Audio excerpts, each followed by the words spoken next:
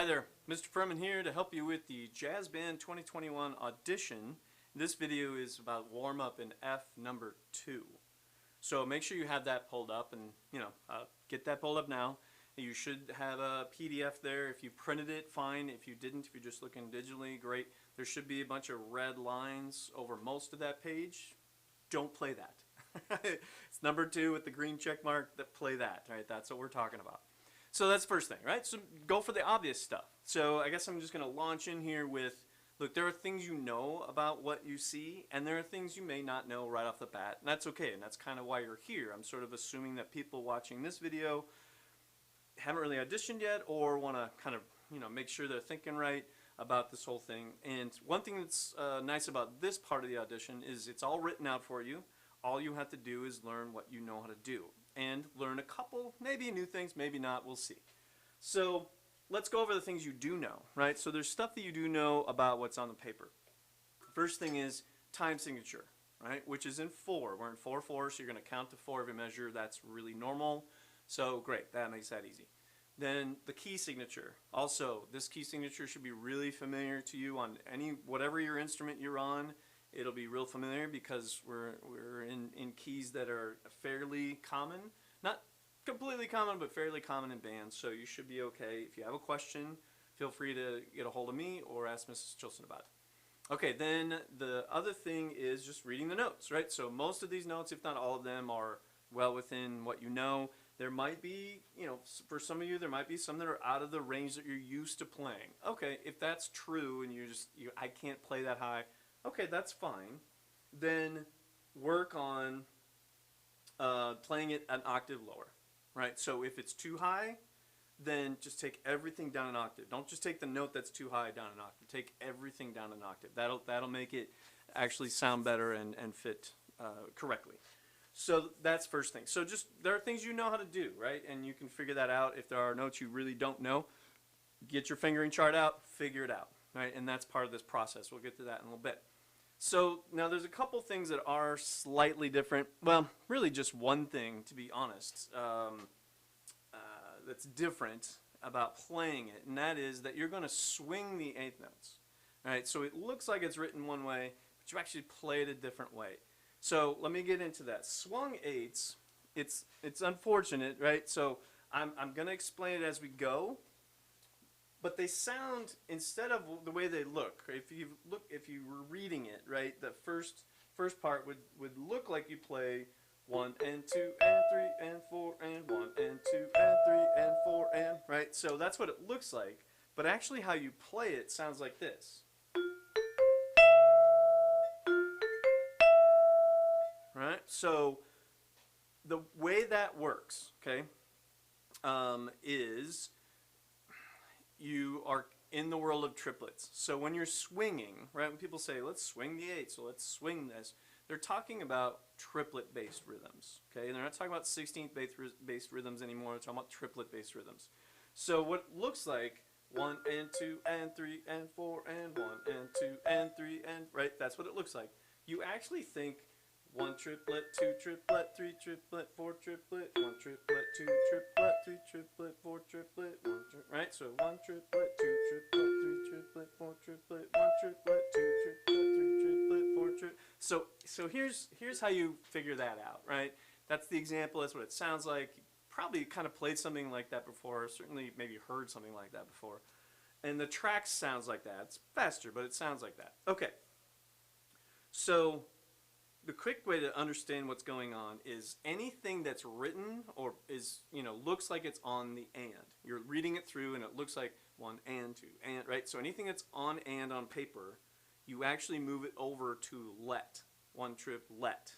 So it's not 1 and 2 and anymore. It's 1 triplet, 2 triplet, 3 triplet, 4 triplet.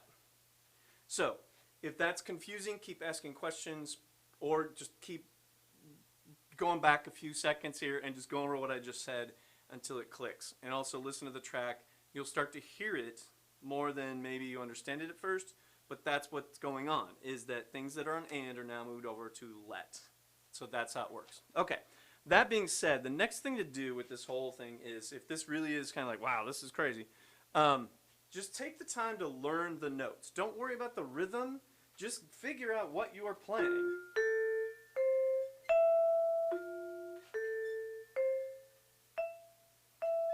Right? So I'm not really thinking about the rhythm, although I'm kind of playing a rhythm. I'm not trying to. So, and I just figure out like, okay, right? And so I go through the whole thing, all the measures, and just play them in order, not worrying about tempo, not worrying about rhythm. I'm just trying to figure out the notes. So a couple things about that. One, that'll get you familiar with the fingerings of each note. Two, you'll begin to realize there's a lot of notes that are the same in every measure. That's extremely helpful. It's kind of like an anchor, right? It keeps it solid so that you're not fumbling around as much. Okay, so it's pretty simple in that sense. You'll understand what I mean as you play it more. All right, so then the next move, you do that. You got all the notes. You're like, okay, I can play all the notes. Now I know what they are. Great. Now start swinging it. All right, so just think in time, but think of it as 1 triplet, 2 triplet, 3 triplet, 4 triplet, 1 triplet, 2 triplet, 3 triplet, 4 triplet, 1 triplet, 2 triplet, 3 triplet, 4 triplet, 1 triplet, 2 triplet, 3 triplet, 4 triplet. Right, and I'm also thinking about the length and the accents, because there's an accented note on the lead of 2. And it's longer, right? So think about the length of the notes as you play them this slowly, like you're trying to figure it, put it all together. Add that part in as you're doing it slower, because that's going to be easier than trying to do it later. Okay, so you do that. Like, I think I got a handle on it. Okay, so then what you do is you connect all the dots, right? So instead of just kind of figuring out the rhythm on its own, you do it in time the whole way through. 1 triplet, 2 triplet, 3 triplet, 4 let 1.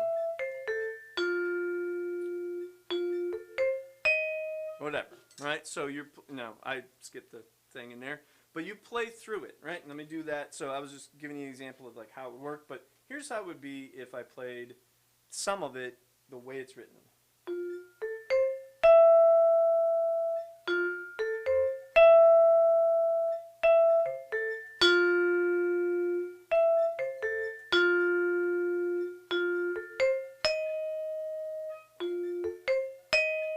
Right, etc.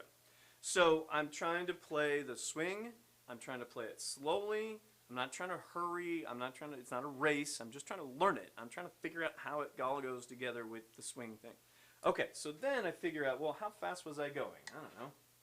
So I was going a little bit faster than that. Let's say I'm going to pick this tempo. It's actually 70. Okay, so 1 triplet, 2 triplet, 3 triplet, 4 triplet, 1 triplet, 2 triplet, 3 triplet, 4 triplet, 1 triplet.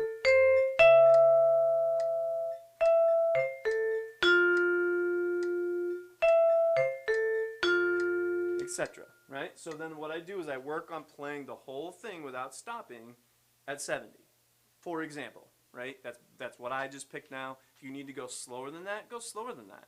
If you can go a little faster, go a little faster. Whatever. It doesn't matter where you begin this process.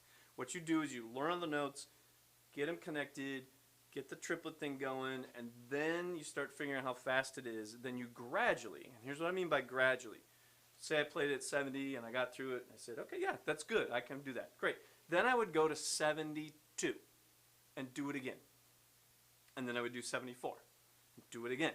And 76 and do it again, right? So every 2, I would go up by 2s and just keep playing it. Now, if I get to a certain tempo and I keep making mistakes, I don't go any faster until I can play it at that tempo. If I need to, I'll slow back down a little bit and work my way back up by 2s, okay? So I just keep doing that until I need it at the tempo. Now, if I'm not mistaken, this track is at 120. And you may think, wow, that's going to take me forever. 70, I'll never make it. Okay, well, that's not true if you actually work at it. And that's what being a great musician is all about. And that's part of what this process is. I hope that people will take the time to just do what I said, because it's not going to take forever. Let's do quick math, right? 70 to 120 is a 50-point difference, right? If you went up by, I don't know, 2 a day, that would take you 25 days, right? Now that's pushing the envelope on the audition date, but you would make it, right? So if you started now, like right, as before break starts, right? And you go, great. What you need to do is, another way to think of it is, okay, I want to record my audition the week of that week of January where it's due, not the last day, but the week of, say Monday or Tuesday. Okay, well that means I got X number of days. I need to go up by so many per day. Let's say that I want to do this in, I don't know. Let's say I want to do this in 3 weeks, 21 days, right? So that means I got to go up a little less than 3 a day. So maybe you go 2 one day, 4 the next day, then 2, then 4, then 2, then 4, right? So you're just going up by a little bit each day. And then by the time you get to that 2-week point, you've got it at 120, you're good to go. That's how it works. That's how great musicians get good. They don't just wake up and play it awesome. They practice it. That's what practice looks like. So do that, right, with something that's written out, easy. You just do it over and over and over and you got it, right? Now, let's say you get to that point. You're like, okay, I made it. I'm at 120. I can play it. Awesome. Great. Here's what you do. Keep playing it at 120, maybe a little faster if you feel crazy, but 120 is fine. And then record it 3 times. Right? Don't just record it 1 time and then whatever happens, oh, I got it, whatever. No. Do it 3 times. First time, a little nervous, right? You might make a mistake just because you're a little nervous about the recording thing. Normal. You're human. Then record it again, right? And then record it again. Then listen to them. Whichever one was the best, use that one. Right? Now, it doesn't have to be perfect, but you want to get all the notes correct, right? That's the thing. And you want to get that swing thing happening. So if that's not happening at that point, then somewhere along the way, things got funky and you skipped a step or you're just not paying attention, right? So go back and relearn it, get it right, and then work your way back up to 120. So learn it right the first time. Don't learn it wrong and then realize it later, right? Make sure you're doing everything correctly. Check it with somebody. Hey, am I playing this right? I'm available. So you can send me a video of you playing it saying, hey, does this look right? And I can say, this is good, work on this. Great, awesome, right? So whatever. So if you do that, you're going to be fine. So the main thing is get the notes and the swing thing right, and then I'm sure it'll turn out great. But that's the process that I would go through to make this not seem so hard or scary or anything. All right, best of luck. I will see you soon.